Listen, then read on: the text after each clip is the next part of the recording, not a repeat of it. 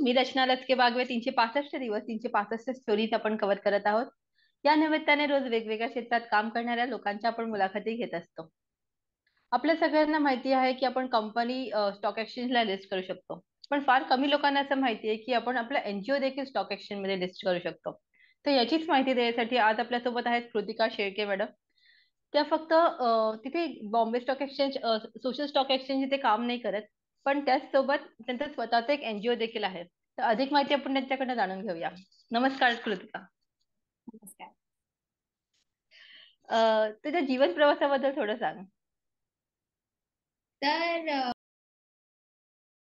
तर स्कूलिंग माझं झालं अंधेरीमध्ये. I stay in Andheri.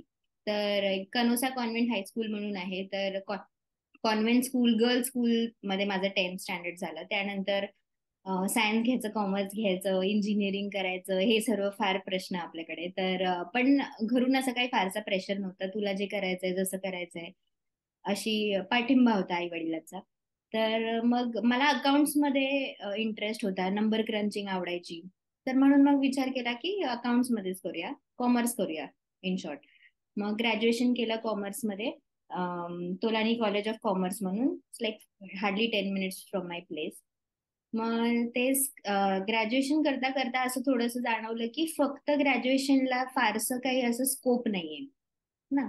मग तेव्हाच आमच्या कॉलेजमध्ये बीएससी इन्स्टिट्यूटचा एक कोर्स इंट्रोड्यूस केला, which was a part time course, Saturday Sunday. तर ते असं होतं की it is known as global financial market professional. तर त्यात आम्हाला what is stock market, equity market, derivative market, commodity market, how are you suppose to trade, what is a demat account, फलाना ढमका, हे सर्व टर्मिनॉलॉजीज, किंवा how do you get into a stock market. It is about that. तर हे 2 yearsचा course होता. Very deep डाईव्ह and very interesting course I would say. मग त्या ग्रॅज्युएशन सोबत हा कोर्स माझा 2 वर्षात कम्प्लीट झाला. आणि त्या कोर्सचं असं एक मॅन्डेट होतं की you have to do 6 months internship, mandatory. तर मग ते मला 6 months इंटर्नशिप बीएससी सम्मान याच्यात भेटली होती. तर बीएससी सम्मान basically was a CSR match making portal. तर तिथे होतं की जे बीएससी ला लिस्टेड कंपनीज आहेत ते, किंवा इतरही कंपनीज जे आहेत ते, त्यांचा मॅन्डेट घेऊन आमच्याकडे यायचे की आमचं सीएसआरचा बजेट असा असा आहे and we need verified NGOs. And on the other side what we use to do is we use to verify NGOs and onboard them on the portal, की बाबा हा हे एक्रेडिटेड एनजीओज आहेत and you can do CSR with them. तर ते match making in short असा portal होता आमचा. मग कोविडमध्ये that went down and then आणि तेव्हाच हे बीएससी सोशल स्टॉक एक्सचेंज ह्याचं फारच वेग घेत होतं. मग given that my background along with this BSc समान, मी माझं एमकॉम कम्प्लीट केलं मुंबई युनिव्हर्सिटीमधून. आणि त्याचसोबत नरसिंह मुंजी NMIMS मध्ये पार्ल्याला सोशल एंटरप्रेन्युअरशिप मध्ये MBA केला. तर ते झालं. मग हा बॅकग्राऊंड घेता MBA in social entrepreneurship, they approach me for social stock exchange also. आणि त्याचसोबत मी तेव्हा BRTSF आहे, it is known as bill rising technology startup incubator.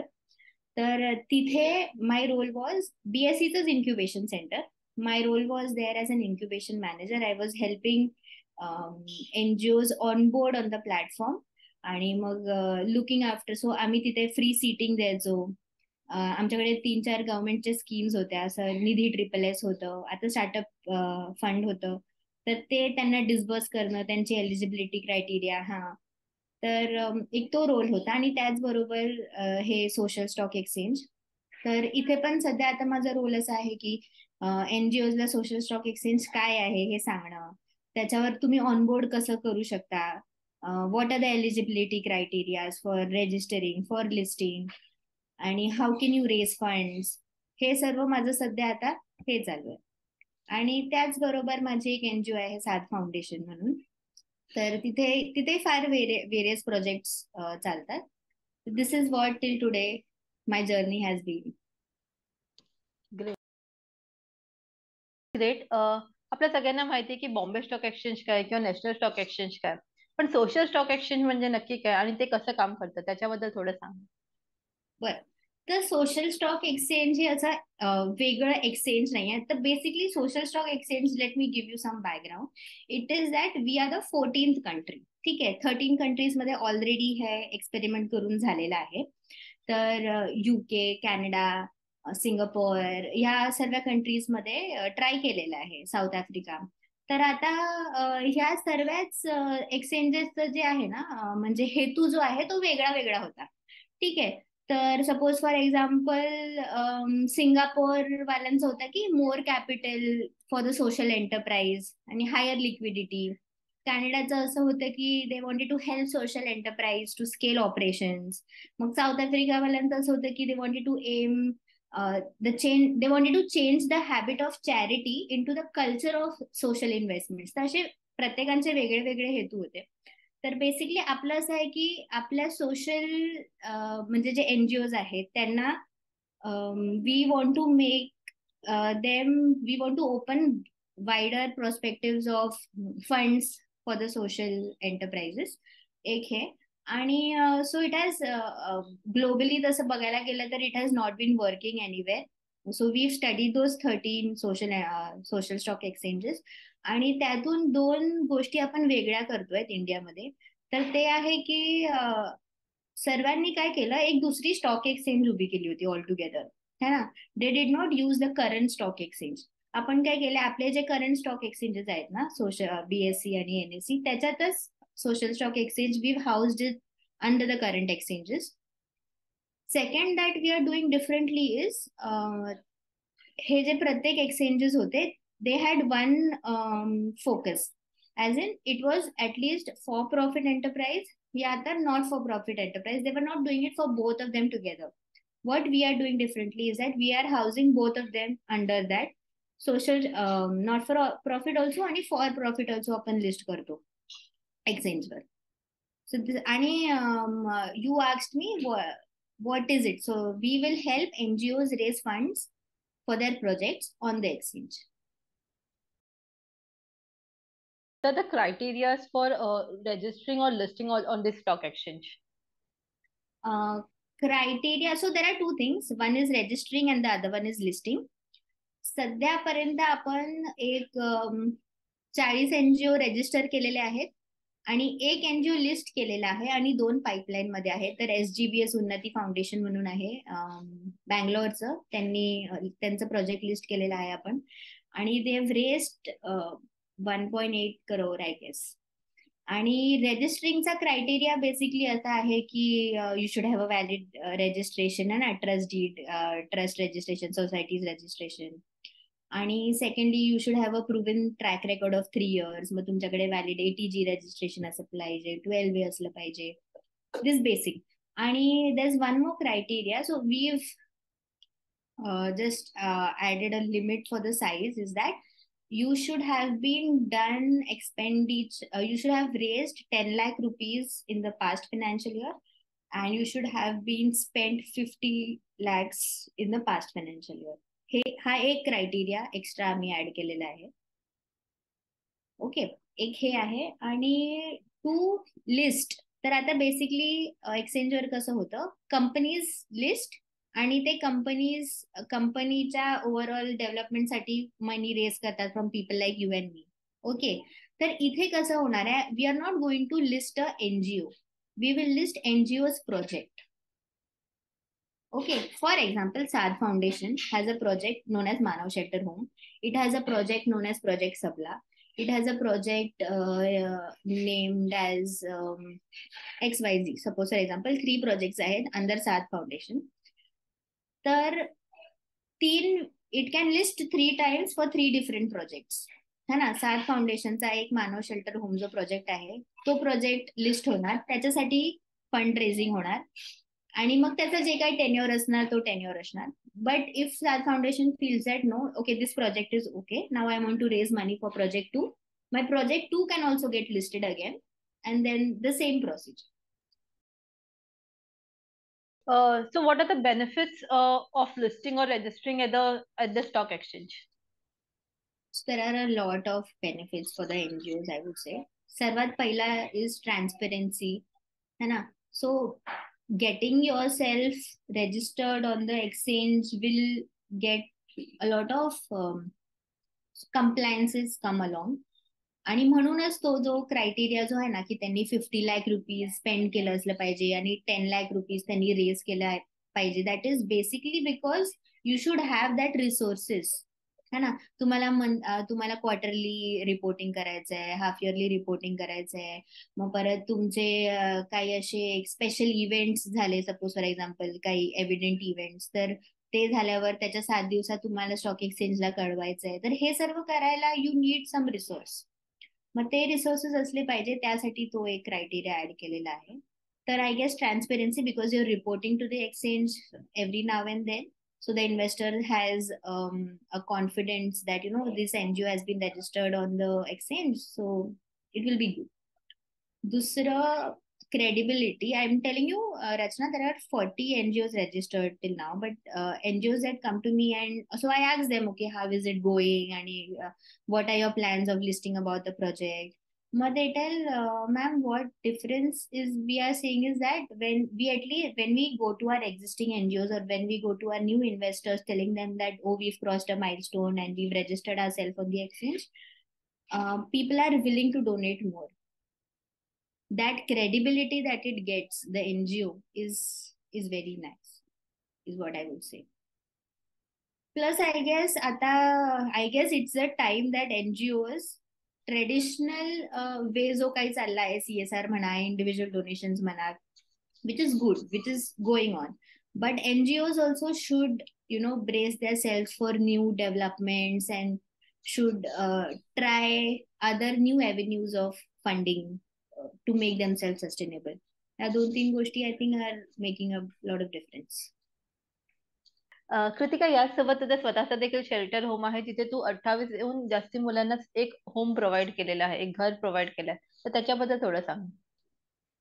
बरं. तर हे एक साद फाउंडेशनच्या अंडर, मी जसं एक्झाम्पल दिलं मगाशी, तसंच साद फाउंडेशन म्हणून माझी संस्था आहे. आणि ह्याच्यात एक प्रोजेक्ट आहे मानव शेल्टर होमचा. तर या प्रोजेक्टमध्ये वी आर गिव्हिंग, म्हणजे न्यूट्रिशन पासनं, एज्युकेशन पासनं, शेल्टर, राहणं, खाणं, सर्व आम्ही त्या 28 चिल्ड्रनचं इथे टेक केअर करतो. तर हे children basically are from, they are street children. Some of them are children of single parent who cannot afford, है ना. मग त्यांनाही आम्ही इथे करतो. सर, माझं शेल्टर होम पनवेलला आहे आणि पनवेलची शाळा, 2 शाळांमध्ये आम्ही त्यांना पाठवतो. तर we take care of them end to end, and we are open for donations from you. Sure. सगळ्यात पहिले तर अभिनंदन तुझं, की इतक्या लहान वयात तू हे सगळ्या गोष्टी करतेस. म्हणजे जॉब करता करता देखील तुला एक सामाजिक बांधिलकी म्हणून तू ह्या गोष्टी चालू केल्यास आणि या मुलांना मदत करतेस, तर त्याच्याबद्दल तुझं खूप खूप अभिनंदन.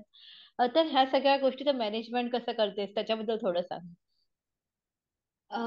मॅनेजमेंट ॲज इन, मी तुला सांगू तर, I follow that principle or that saying which says that if you want to buy something without looking at the price tag, you have to work without looking at the clock. तर माझं हे फार ठाम मत आहे की आपलं काम तर म्हणजे मॅनेज होऊन जातं, कारण ऑफिसमध्ये पण सध्या आता वर्क फ्रॉम होम चालू आहे कोविड पासून. तर ते आहे. मग मी युजली येऊन शेल्टर होम मध्येच बसून सर्व मॅनेज करते. I have a staff of 7 to 8 people under मी. मग माझं फक्त असं असतं की शेल्टर होम मध्ये एक ओव्हरव्ह्यू, काय चाललंय, कसं चाललंय, बरं चाललंय ना, फंड रेझिंगचा पार्ट माझा एक असतो. आणि बाकी तर we have staff who take care of the children, and food is cooked on time. We have a lady for cooking food all the time. We have one Maushi who takes care of them for the entire day. We have Harshad who takes care of them during night. He's a night staff. So I have a very good team. So other than schooling and nutrition, what other activities do you provide there? So till date we weren't, so because of the funding constraint we weren't able to, we were only doing schooling, nutrition, so and some part of counseling, because these children come from varied background.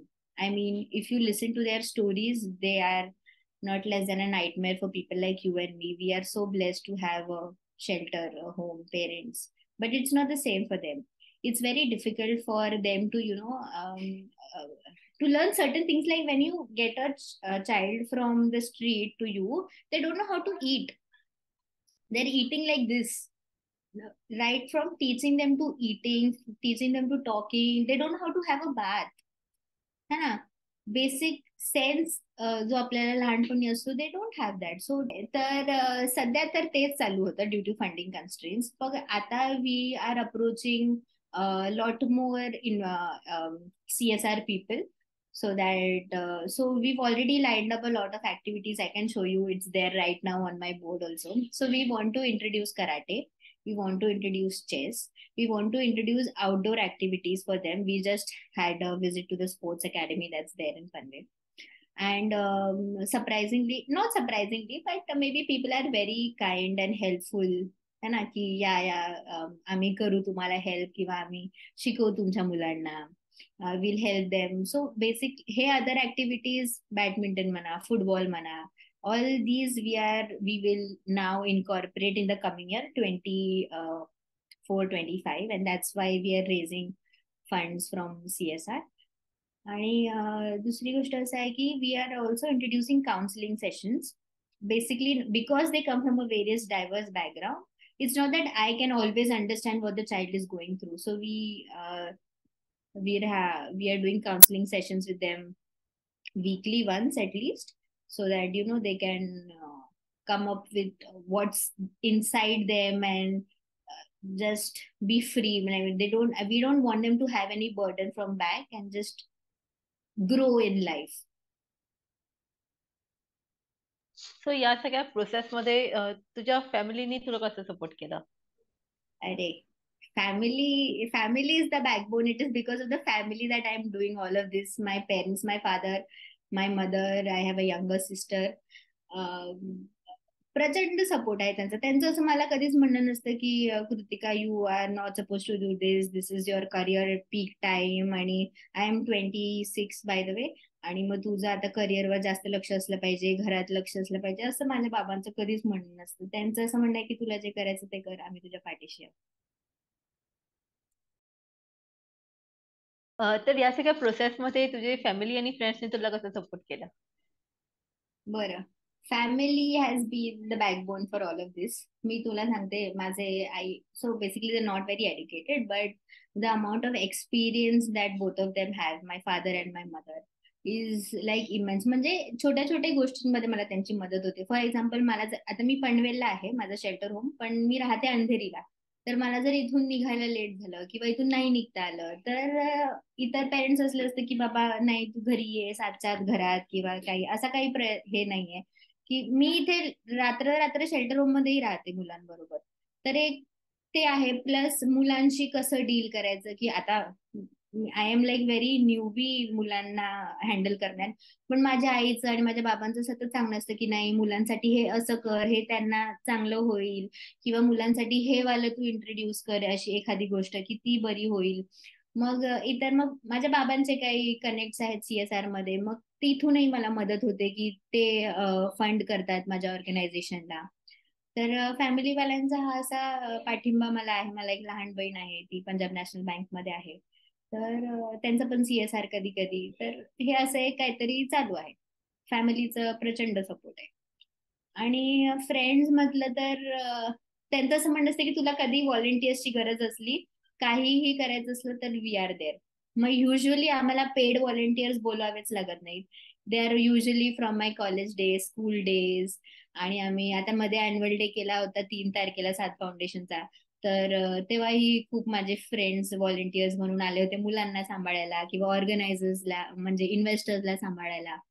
तर ते एक माझी friend आणि family जी आहे ती माझी backbone आहे. त्यांच्यामुळेच हे एवढं जे काही चालेल. This is not like one man show.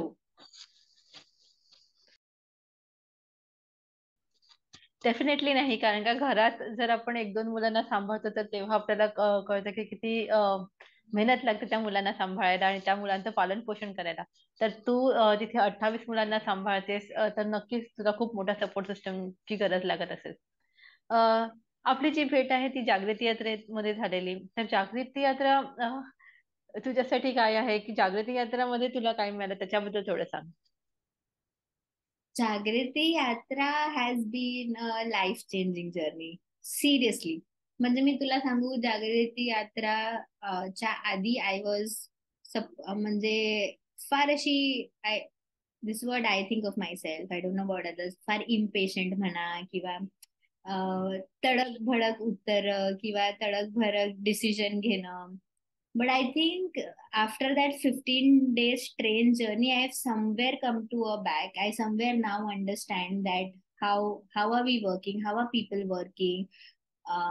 How are we supposed to, every action does not need a reaction. You can just keep quiet. I mean, that is also a reaction itself. The front person understands that I've become very mild while talking to people and very subtle while talking to people, is what I think. Plus जे जे myth आहे की आपण खूप काही करतोय, है ना, की we are at this young age we are doing a lot, ते बस्ट झालेलं आहे. There are younger people than me who are doing a lot, and it's like wow, हे किती छान करतायत. किंवा या वयात 20व्या वर्षात 19व्या वर्षात they are social entrepreneurs creating change. आणि इट्स लाईक माझं लर्निंग ग्राफ इथून इथे गेलाय त्या 15 दिवसांमध्ये. वी वर 500 ऑफ देम, तू होतीस ऑब्विसली. आणि प्रत्येकाचं एक वेगळं वेगळं एक्सपिरियन्स. आणि ते सर्वात पहिली जी ऍक्टिव्हिटी आपल्या कोहोर्ट मध्ये करतात ती life explaining journey. Listening to that I was almost crying, I guess, कोणाची तरी स्टोरी ऐकून. आणि it's like we are no way, there so much to do in the world, है ना. It's like we are just ते फुल न फुलाची पाकळी, तेवढंच काम केलंय आपण अजून. There is a lot to do. एक लास्ट क्वेश्चन मी तुला विचारेन, कारण का फार कमी तरुण मंडळी आहे सोशल सेक्टरमध्ये काम करतात. कारण का आपण बघतो की एका ठराविक वयानंतर जेव्हा आपण चांगलं इन्कम करतो, एक फॅमिली लाईफ वगैरे झालं, त्याच्यानंतर लोक सोशल सर्व्हिस कडे वळतात. तर तू खूप तरुण वयापासून सोशल सर्व्हिस करतेस आणि त्याच्यामध्ये काम करतेस, तर तू लोकांना काय मार्गदर्शन करणार किंवा काय सजेस्ट करू शकते? हे बघ, मार्गदर्शन वगैरे नाही जमणार मला. पण आय डोंट नो, म्हणजे it just has to come from here. तुम्हाला कोणी सांगितल्याने तुम्ही करू शकत नाही. मे बी तुम्ही कोणी सांगितलं तुम्हाला इंजिनियर बनाल किंवा तुम्ही डॉक्टर वगैरे बनाल, but social is something that you have to understand and you have to do it from your heart. It's not that oh माझ्या बाबांचं फाउंडेशन आहे तर मग मी ते फाउंडेशन समोर घेऊन जाईन. It's very rare if you see, है ना, लोक करतात ते. पण मार्गदर्शन मला, I don't think I will be able to do. पण मला माझं पर्सनली असं मत आहे की if you feel you should go for it. अजून एक प्रश्न मला तुला आहे की जेव्हा तू या 28 मुलांसोबत बोलतेस, त्यांच्याबद्दल जाणून घेतेस, तर त्यांना काय अपेक्षा असतात किंवा त्यांच्या काय आकांक्षा आहेत त्यांच्या आयुष्यासोबत, हे त्याला तू काही आमच्यासोबत शेअर करू शकशील का? It is very simple, they want love. त्यांना तुम्ही बिर्याणी घाला जेवायला, पनीर घाला जेवायला, ते ओके, ठीक आहे, तेवढ्या पुरती त्यांना वावट. पण तुम्ही जेवढं त्यांना अफेक्शन द्याल, जेवढं त्यांना प्रेम द्याल, जेवढं त्यांच्याशी टाइम द्याल, जेवढं त्यांच्याशी बोलाल, ते त्यांनीच भारावून जातात अगं. त्यांना असं काही सोनं चांदी मला आणून द्या आणि मला गाडीतून फिरायला जायचंय आणि मला टमकं करायचंय, असं त्यांचं काहीच नसतं. त्यांना फक्त अफेक्शन आणि लव्हची गरज असते. त्यांच्याशी थोडा वेळ बसून बोललं, त्यांना काही गोष्टी शिकवल्या. मॅथ्स, दीदी मला मॅथ्स हे येत नाहीये, मग तू मला शिकव. मग तेच जर 15-20 मिनिटं जर मी त्यांच्यासोबत बसली, तेवढंच त्यांना की हा नाही नाही दीदीने मला शिकवलंय आज. मग दिवसभर 2-3 दिवस तेच की दीदीने मेरे को सिखाया, दीदीने मेरे को सिखाया. हे असं त्यांचं एकांतर चालू असतं. फार निरागस मस्ती तर ऑब्व्हियसली आहेच. आता त्या वयात ती लोक मस्ती करतातच, ह्याचीच खोड काढू दे, त्याचीच खोड काढू दे. पण एक कुठेतरी, because they come from various different background, त्या वयात त्यांना कळत नसतं राईट काय आणि रॉंग काय, है ना. मग ते काय करतात, एकामेकांविषयी आपल्याला येऊन सांगणार की दीदी त्याने असं केलं, त्याने असं केलं. तर what I am trying to instil in them is that की तुम्ही भावंड आहात, है ना. मग आपण भावंड कसे एकामेकांसाठी उभं राहतो, तसं तुम्हाला एकामेकांसाठीच उभं राहायचंय. We are there to stand for you guys, but स्कूलमध्ये काही झालं, रस्त्यावर येता जाता काही झालं, तर त्याला तिथे सोडून नाही यायचं की बाबा नाही माझं आणि याचं पटत नाही, मी याच्या भानगडीत पडणार नाही, असं काही नाही करायचं. He is your brother, younger elder whatever it is, but you have to have that bond. तो सध्या माझी ती एक फार चळवळ चालू आहे की त्यांच्यात ते एक स्पिरिट इन्व्हाइब करणं की we are all together, we are not different. यात मुली किती आहेत आणि मुलं किती आहेत? तो सध्या तरी आमचे मुलांचंच शेल्टर होम आहे. वी हॅव 28 बॉईज आणि एज ग्रुप 5 to 15 आहे. दुसरे एक, आता या 24-25 मध्ये what I am planning to do is that we want to separate, है ना, म्हणजे 12-13 वर्षापर्यंत, 5 to 12 इयर्स पर्यंत एक, आणि 12 to 15 किंवा 18 पर्यंत एक शेल्टर होम. कारण काय होतं, मोठ्या मुलांच्या नीड्स वेगळ्या आहेत आणि ह्या 5 वर्षापासून 12 वर्षाच्या मुलांच्या नीड्स वेगळ्या आहेत. मोठे मुलं बोलताना, है ना, त्यांचं बोलण्याचं टोन वगैरे, मग ते काय होतं, छोटे मुलं पण they start picking up that. So we are also trying to raise another round of fund for setting up another shelter home for this age group. नक्कीच कृतिका, तुझे हे जे काही इच्छा आहे ते नक्कीच पूर्ण होतील, ही सदिच्छा करते. त्याचसोबत थँक्यू फॉर बिंग